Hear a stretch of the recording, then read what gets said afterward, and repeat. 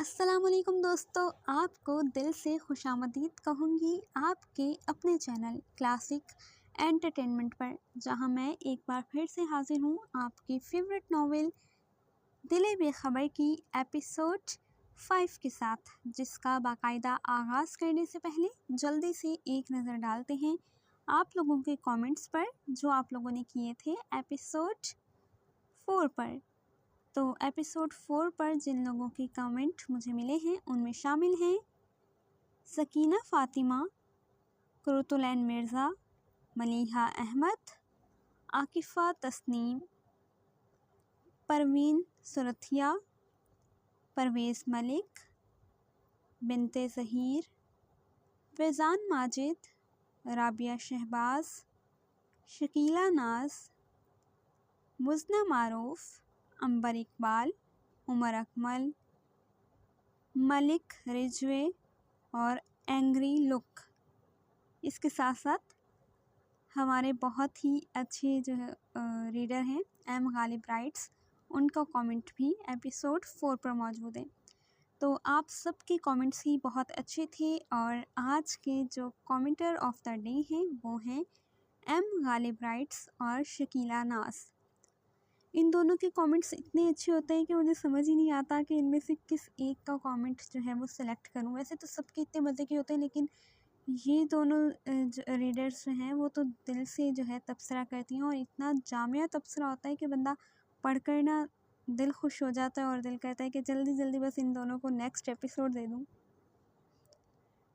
تو thank you so مچ آپ لوگوں کی سپورٹ کا، اور اسی طرح آپ لوگ پیارے پیارے سے کامنٹس کرتے رہیے۔ چلیے اب اسٹارٹ کرتے ہیں آج کی ایپیسوڈ کو، مگر اس سے پہلے ہمیشہ کی طرح ایک ہی ریکویسٹ جو میں آپ لوگوں سے کرنا چاہوں گی، ہماری ویڈیو کو لائک کر لیجئے، چینل کو سبسکرائب کر لیجئے، اور بیل آئیکن کو دبانا ہرگز مت بھولیے گا، تاکہ ہمارے چینل پر اپلوڈ ہونے والی ہر نئی ویڈیو کا نوٹیفیکیشن آپ کو سب سے پہلے ملے۔ چلیے تو اب مل کر پڑھتے ہیں آج کی ایپیسوڈ۔ دل بے خبر، written by Seema Shahid, episode 5۔ سجل بلوچ کو بے ہوشی ہی کی حالت میں راتوں رات لندن سے نکال کر اسپین پہنچایا گیا تھا، اور وہاں سے سمندر کے راستے اسے پاکستان اسمگل کیا گیا تھا۔ اس تمام عرصے میں وہ زیادہ سوال نہ پوچھے، پریشان نہ کرے، اسی لیے اسے ڈرگس دے کر نیم بے ہوشی کی حالت میں ہی سفر کروایا گیا تھا۔ دن کا نہ جانے کون سا پہر تھا، اس کی بند آنکھوں پر دھوپ پڑ رہی تھی۔ سجل، سجل، دور سے جیسے اس کی امی اسے پکار رہی تھی، پر امی ادھر کہاں، اس نے نیند میں ہی منہ بسورا۔ سجل بیٹی، اب کے آواز اس کے بابا کی تھی، جسے سن کر نیند سے بوجھل آنکھوں کو اس نے بمشکل کھولا اور چونک گئی۔ سامنے اس کے امی بابا کے شفیق چہرے موجود تھے۔ اس نے اپنی بند آنکھوں کو مسل کر ایک بار پھر سے انہیں دیکھا، جیسے یقین کرنا چاہتی ہو کہ کہیں یہ سب کوئی خواب تو نہیں۔ پر آنکھیں مسلنے کے بعد بھی اس کی امی اور بابا غائب نہیں ہوئے تھے۔ امی بابا، وہ بے یقینی سے بولی تو روتے ہوئے اس کی ماں نے اسے اپنے سینے سے لگا لیا تھا۔ سہراب بھائی، ہمیں یہاں سے نکلنا چاہیے۔ کونسلر کا آدمی بتا رہا تھا کہ لوکل پولیس آپ کی تصویر دکھا کر آپ کو ڈھونڈ رہی ہے۔ احسن، جو ابھی حجرے میں داخل ہوا تھا، انہیں دیکھ کر بولا، احسن خان، دیکھو ہماری بیٹی کو ہوش آ گیا ہے۔ سہراب بلوچ نم لہجے میں آنکھیں صاف کرتا ہوا بولا تو احسن آگے بڑھا، اور اس نے بڑی شفقت سے اس پیاری سی چھوٹی سی لڑکی کے سر پر ہاتھ رکھا تھا، جو اپنی نیلی آنکھوں میں حیرت بھرے اسے اجنبی نظروں سے دیکھ رہی تھی۔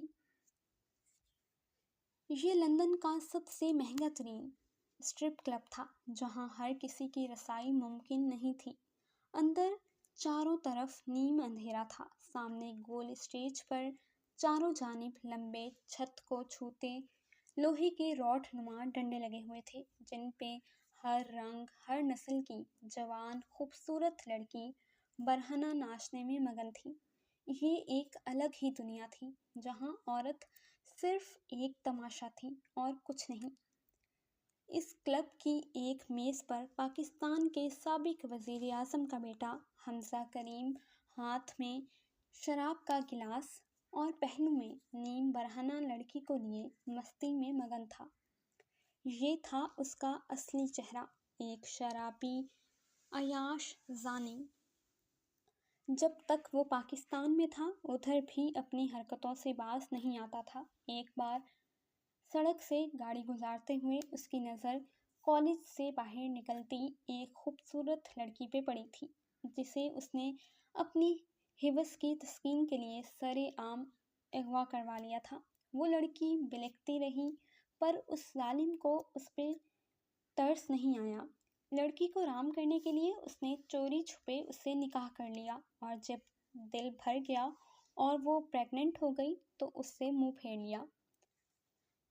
جب حمزہ اور مہرماں کی منگنی کی خبریں اخباروں میں چھپیں تو وہ مظلوم لڑکی جو ایک بیٹی کی ماں بن چکی تھی اس نے انصاف مانگا، پر پاکستان کی کسی عدالت سے اسے انصاف نہیں ملا۔ اس بیچاری نے صرف طلاق مانگی کہ وہ آگے بڑھ سکے، لیکن اسے طلاق بھی نہیں دی گئی کہ یہ اکڑ گیا جب نکاح ہی نہیں ہوا تو طلاق کیسی۔ اس نے اس نکاح نامے کو جھوٹا قرار دے کر اس لڑکی کے ماں باپ اور خود اس لڑکی کو بھی خوب پٹوایا، تھانے کچہری میں ذلیل کروایا۔ دنیا کا ایسا کون سا جرم تھا جو اس نے نہیں کیا تھا، لیکن اس پر ہاتھ ڈالنے کی ہمت کسی میں نہیں تھی۔ اس کی اسی رنگین طبیعت کو دیکھتے ہوئے زمان کریم نے اس کی منگنی اپنے چھوٹے بھائی کی طرح دار بیٹی مہرماں سے کر دی تھی، پر منگنی کے بعد بھی وہ سدھرا نہیں تھا۔ ہنی، تمہارا فون بج رہا ہے۔ میوزک کے شور میں اس کے پہلو میں بیٹھی لڑکی زور سے بولی۔ بجنے دو، وہ لاپرواہی سے بولتا ہوا اسے اپنی طرف کھینچ کر اس کے چہرے پر جھک چکا تھا۔ ہنی، بڑی مشکل سے ایوا نے سانس لی۔ چیک کر لو کوئی ایمرجنسی نہ ہو، ایوا نے اسے ٹوکا جو اس کے بدن سے کھیلنا شروع کر چکا تھا۔ تم خود کو انڈریس کرو، میں کال سن کر آتا ہوں۔ وہ فون پر اپنے باپ کا نمبر دیکھ کر سیدھا ہوا اور ایوا کے گال چوم کر اسے ہدایت دیتا ہوا فون اٹھائے واش روم کی طرف آیا جہاں میوزک کا شور نہیں تھا۔ حمزہ، کدھر ہو تم؟ فون کان سے لگاتے ہی زمان کریم کی پھنکار اس کے کان میں پڑی۔ خیریت، کیا ہوا؟ وہ ناگواری سے بولا۔ خیریت کے بچے، وہ لڑکی غائب ہو گئی ہے۔ زمان کریم کی جھنجھلائی ہوئی آواز ابھری۔ کون سی لڑکی؟ حمزہ نے سر جھٹکتے ہوئے سوال کیا۔ سجل۔ زمان کریم کی بات سن کر اس کا سارا نشہ حیران ہو گیا تھا۔ ایسا کیسے ہو سکتا ہے؟ وہ گھرایا۔ ایسا ہو چکا ہے، تم فوری پہنچو، وہ لڑکی ہمارا ہتھیار تھی۔ 10 دن بعد ہماری نااہلی کا فیصلہ اس جج نے سنانا ہے۔ بڑی مشکل سے تو اس کے پوتے کو پھنسا کر اسے بلیک میل کرنے کی تیاری کی تھی اور اب وہ لڑکی ہی غائب ہو چکی ہے۔ زمان کریم کا غصے سے برا حال تھا۔ میں آتا ہوں۔ وہ فون بند کر کے پلٹا، ایک نظر اپنی میز پر ڈالی جہاں ایوا اپنے کپڑے اتارتی ہوئی اسے ہاتھ ہلا رہی تھی، پر وہ نفی میں سر ہلاتا ہوا کلب سے باہر نکل گیا تھا۔ یہ سب عیاشیاں تو زندگی بھر چلتی رہنی تھیں، لیکن ابھی سجل کا پتہ لگوانا ضروری تھا کہ اسے لندن کورٹ میں قاسم کے خلاف گواہی کے لیے پیش کرنا تھا۔ پہاڑوں کے درمیان موجود وادی رات کے اندھیرے میں ڈوبی ہوئی تھی۔ چاروں طرف سکوت سا چھایا ہوا تھا، ایک عجیب سی ویرانی اور سناٹا دور دور تک پھیلا محسوس ہو رہا تھا۔ ہوا میں خنکی سی تھی۔ یہاں رات کو اکثر ٹھنڈ بڑھ جایا کرتی تھی، مگر اس سناٹے، اس ٹھنڈ سے بے نیاز وہ دراز قد مردانہ وجود ہاتھ میں فون لیے باہر ٹہل رہا تھا۔ اپنی پرانی سم اور فون وہ لاہور میں ہی بند کر کے بڑی چالاکی سے پرانے اخبار کے کارخانے میں چھپا آیا تھا۔ حفاظت ہی کی وجہ سے اس نے ابھی تک اپنی بہن رمشا سے بھی رابطہ نہیں کیا تھا۔ وہ نہیں چاہتا تھا کہ اس کی وجہ سے رمشا ان لوگوں کی نظروں میں آ کر کسی مصیبت کا شکار ہو، یا وہ رمشا کو پکڑ کر اسے بلیک میل کر سکیں۔ احسن خان، اتنی رات گئے تم ادھر کیا کر رہے ہو؟ سب ٹھیک تو ہے؟ سہراب بلوچ جو پانی پینے کے لیے اٹھا تھا، اندر کھڑکی سے احسن کے حویلی کو دیکھ کر باہر نکلا۔ مجھے کل صبح یہاں سے نکلنا ہوگا۔ آپ، بھابھی اور بچے اب یہاں محفوظ ہیں۔ پھر بھی کوشش کیجیے گا کہ لوگوں کی نظروں سے بچ کر ہی رہیں اور کسی کو نہ بتائیں کہ شہر میں آپ کس کے گھر کام کرتے تھے۔ احسن انہیں نرمی سے سمجھا رہا تھا۔ بڑی مشکلوں سے 2 ہفتے پہلے وہ راتوں رات سہراب بلوچ اور اس کی فیملی کو ارباز کریم کے گھر سے نکال کر کئی مختلف علاقوں سے ہوتا ہوا پہلے گوادر پہنچا تھا، جہاں سجل کو پانی کے راستے بھجوا دیا گیا تھا۔ وہاں سے سجل سمیت سب گھر والوں کو ساتھ لے کر وہ چھپتا چھپاتا 1 ہفتے میں اس وادی تک پہنچا تھا، جہاں آبادی نہ ہونے کے برابر تھی۔ سجل کا بیان اس نے ویڈیو ریکارڈ کر لیا تھا۔ وہ بچی بہت ڈری اور گھبرائی ہوئی تھی۔ اس نے احسن کو سارا کچھ جو بھی اسے پتا تھا بتا دیا تھا۔ احسن خان، تم اتنی جلدی کیوں جا رہا ہے؟ سہراب بلوچ نے اس کے شانے پر ہاتھ رکھ کر سوال کیا۔ جلدی کہاں، 1 ماہ سے اوپر ہو گیا ہے میں منظر سے غائب ہوں، اس لیے اب ان لوگوں کو مجھ پر شک ہو رہا ہے۔ سنا ہے میری تلاش میں جگہ جگہ چھاپے مارتے پھر رہے ہیں۔ احسن نے سنجیدگی سے جواب دیا۔ پھر تو تمہارا جانا مناسب نہیں ہے، وہ لوگ تم کو پکڑ لے گا۔ سہراب پریشان ہوا۔ مجھے جانا ہوگا سہراب بھائی، سجل کا یہ ویڈیو بیان مجھے لندن پولیس تک پہنچانا ہے۔ قاسم پر بنے کیس کو ختم کروانا ہے۔ اس میں ہم مزید دیر نہیں کر سکتے، احسن نے انہیں سمجھایا۔ جیسے تمہاری مرضی خان، مگر اپنی حفاظت کرنا، وہ لوگ بہت خطرناک ہیں۔ سہراب بلوچ کو احسن سے دلی لگاؤ ہو گیا تھا۔ ایک وہی تو تھا جس نے اسے اور اس کی بیٹی کو ان بڑے لوگوں کے چنگل سے بچا کر واپس ایک نئی زندگی دی تھی۔ ان لوگوں نے 30 سالوں سے اس ملک میں لوٹ مار، قتل و غارت گری کا بازار سجا رکھا ہے، لیکن اب یہ سب نہیں چلے گا۔ یہ جنگ بہت عقل اور ٹھنڈے مزاج سے اس سسٹم کے خلاف لڑنی ہے۔ یہ وطن پاک ہے جس کے حصول کے لیے ہمارے بزرگوں نے اپنی زندگیاں قربان کی، اپنے گھر بار چھوڑ دیے۔ اس وطن عزیز پر دہائیوں سے یہ خاندان حکومت کرتے آ رہے ہیں۔ ڈبو دیا ہے انہوں نے قوم کو، لیکن اب ہمارے بزرگوں اور ساتھیوں کی قربانیاں رائے گاہ نہیں جائیں گی۔ آپ دیکھنا وہ وقت دور نہیں جب اس وطن عزیز پر سچے پاکستانی حکمران بنیں گے۔ احسن کے چہرے پر عزم اور لہجے میں پتھریلا پن تھا۔ اللہ تمہاری زبان مبارک کرے، آمین۔ سہراب بڑے دل سے بولتے ہوئے اس کے گلے لگا تھا۔ سید قاسم لغاری کو 10 دن بعد ہوش آ گیا تھا۔ لندن پولیس اس کا بیان ریکارڈ کرنا چاہتی تھی، مگر سید افتخار لغاری نے ایسا ہونے نہیں دیا تھا۔ انہوں نے صاف ڈیمانڈ رکھی تھی کہ پہلے اس لڑکی کو سامنے لا کر اس کا بیان پیش کیا جائے، جس نے قاسم پر الزام لگایا ہے کہ وہ اسے جنسی طور پر ہراساں کر رہا تھا۔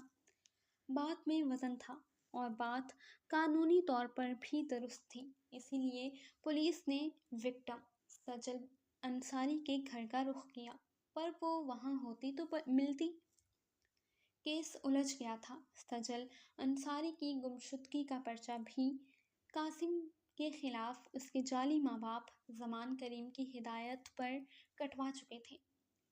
قاسم بالکل خاموش ہو گیا تھا۔ وہ کسی سے بھی بات نہیں کرنا چاہتا تھا۔ اسے ہاسپٹل سے ڈسچارج کروا کر آغا جی فلیٹ میں لے آئے تھے۔ قاسم، وہ چپ چاپ لیٹا چھت کو گھور رہا تھا جب آغا جی اندر داخل ہوئے۔ قاسم، تم تو میرے شیر بیٹے ہو، اور شیر یوں ہار مان کر نہیں بیٹھتے۔ انہوں نے سنجیدگی سے اس کے سامنے براجمان ہوتے ہوئے کہا، کیا اپنے آغا جی کو نہیں بتاؤ گے کہ ہوا کیا تھا؟ انہوں نے قاسم کی کھلی آنکھوں کے آگے چٹکی بجائی پر اس نے کوئی رسپانس نہیں دیا۔ کیا اپنے وکیل کو بھی نہیں بتاؤ گے کہ کیا ہوا؟ اب کے آغا جی اپنے بردبار انداز میں بولے۔ وکیل؟ قاسم نے انہیں دیکھا۔ ہاں قاسم، تمہارا وکیل میں ہوں۔ آغا جی نے اینک درست کر کے اپنا لیپ ٹاپ کھول کر رضا کو آواز دی۔ جی سر۔ رضا فوری اندر آیا۔ یہ لیپ ٹاپ پکڑو، ہم قاسم کا بیان لے رہے ہیں، تم اہم پوائنٹس نوٹ کرو۔ اب سید قاسم لغاری کا case chief justice of Pakistan Syed Iftikhar لغاری خود لڑیں گے۔ وہ انٹرنیشنل بار کونسل کا لائسنس رکھتے تھے۔ یہ ان کے لیے بڑی بات نہیں تھی، ان فیکٹ قاسم سے اہم ان کے لیے کچھ بھی نہیں تھا۔ سید قاسم لغاری، تم اس وقت اپنے دادا کے نہیں بلکہ اپنے وکیل کے سامنے بیٹھے ہو۔ سیدھے بیٹھ کر بات کرو۔ انہوں نے اس کے سیدھا لیٹنے پر تنقید کی تو وہ اٹھ کر تکیے سے ٹیک لگا کر بیٹھا۔ اس سب سے کیا ہوگا آغا جی؟ اس کی سرد آواز ابھری۔ تمہیں انصاف ملے گا، وہ فوری بولے۔ اور جو میرا کردار داغدار ہوا، جو دھبا میرے نام کے ساتھ لگ گیا، کیا وہ سب آپ ٹھیک کر دیں گے؟ اس نے سوال کیا۔ نہیں آغا جی، آپ نے ہی کہا تھا کہ شیشہ ایک بار ٹوٹ جائے تو پھر کتنی بھی کوشش کر لو دوبارہ ویسے نہیں جڑ سکتا، اس میں بال آ ہی جاتا ہے۔ اور کردار بھی تو شیشے کی طرح ہوتا ہے، پھر آپ اسے دوبارہ ویسا ہی کیسے کر سکتے ہیں؟ کیا تم غلط ہو؟ اس کی بات کے جواب میں آغا جی نے سوال کیا تو وہ نفی میں سر ہلا گیا۔ کیا تم نے کسی لڑکی کو ورگلانے کی کوشش کی؟ آغا جی نے دوسرا سوال کیا تو وہ نفی میں پھر سے سر ہلاتے ہوئے نظریں جھکا گیا۔ سید قاسم لغاری، اگر تم سچے ہو تو سچائی ثابت کرو، بتاؤ سب کو کہ تم غلط نہیں، ورنہ آج جو تمہارے ساتھ ہوا کل کسی اور کے ساتھ بھی ہو سکتا ہے۔ آغا جی کی بات سن کر وہ سوچ میں پڑ گیا۔ گرمیوں کی چھٹیاں چل رہی تھیں، وہ آج کل اپنا زیادہ تر وقت جم میں گزار رہا تھا۔ اسے ویٹ لفٹنگ اور کک باکسنگ کا کریز تھا۔ آدھے گھنٹے سے وہ شرٹ لیس ٹراؤزر میں ملبوس، ہاتھوں میں باکسنگ گلوز پہنے پریکٹس کر رہا تھا۔ پورا جسم پسینہ پسینہ ہو رہا تھا۔ قاسم، آج پھر کسی نے تمہارے لیے پھول بھیجے ہیں۔ انسٹرکٹر سرخ گلابوں کا بکے لے کر اندر داخل ہوا۔ What's the? اس نے غصے سے ان پھولوں کو انسٹرکٹر کے ہاتھوں سے لے کر ڈسٹ بن میں پھینکا۔ ینگ مین، لگتا ہے کوئی لڑکی تم پر بری طرح سے عاشق ہو گئی ہے۔ انسٹرکٹر نے اسے چھیڑا پر وہ انسنی کرتا ہوا دوبارہ باکسنگ کی طرف متوجہ ہو گیا۔ پریکٹس سے فارغ ہو کر وہ شرٹ گلے میں ڈالتا اپنا نائکی کا بیگ اٹھا کر جم سے باہر نکل کر اپنی گاڑی میں آ کر بیٹھا۔ تم بہت روڈ ہو، آج بھی میرے بھیجے پھول ڈسٹ بن میں ڈال دیے، ہاؤ مین۔ اس کے فون پر سلجن نامی لڑکی کا میسج جگمگایا۔ یہ لڑکی ایک ہفتے سے اسے مسلسل نہ صرف میسیجز بلکہ پھول بھی بھیج رہی تھی۔ وہ اس میسج کو اگنور کرتا ہوا گھر کی طرف نکل گیا تھا۔ صبح وہ یونیورسٹی گراؤنڈ میں پریکٹس کے لیے موجود تھا۔ ایک تو پہلے ہی اس کا موڈ آف تھا، اوپر سے آج وہ لڑکی بھی اسے بار بار میسج کر کے چھیڑ رہی تھی۔ تم بہت ہینڈسم ہو، اس لیے تمہیں خود پر اتنا غرور ہے۔ اتنا غرور تم پر جچتا بھی بہت ہے۔ تمہاری ہائٹ اور باڈی، اف، میں تو مر مٹی ہوں۔ سنو، کیا تمہارے سکس پیک اصلی ہیں؟ تصویر بھیجو نا، میں نے اپنی فرینڈس کو دکھانے ہیں۔ وہ جوانی کی سرحدوں کو چھوتا ہوا ایک کھاتے پیتے گھرانے کا لڑکا تھا۔ پتھر پر بھی مسلسل پانی پڑے تو اس میں بھی سوراخ ہو جاتا ہے۔ یہ آگ اور پانی کا کھیل تھا۔ ایک لڑکی مسلسل اس پر فدا ہو رہی تھی تو کب تک وہ اپنا دامن بچاتا؟ جاری ہے۔ جی تو ریڈرز، امید ہے کہ آپ کو آج کی یہ ایپیسوڈ بہت زیادہ پسند آئی ہوگی اور فائنلی سجل جو ہے اپنے ماں باپ کے پاس واپس پہنچ چکی ہے۔ کیا سجل کا قصہ یہیں پر ختم ہو جائے گا یا نہیں؟ اور رمشا کے ساتھ آگے کیا ہونے والا ہے، یہ سب جاننے کے لیے آپ کو انتظار کرنا ہوگا ایپیسوڈ 6 کا، جو انشاءاللہ بہت جلد ہم آپ لوگوں کے لیے لے کر حاضر ہوں گے۔ تب تک اپنا بہت زیادہ خیال رکھیے گا، دعاؤں میں یاد رکھیے گا۔ اللہ نگہبان۔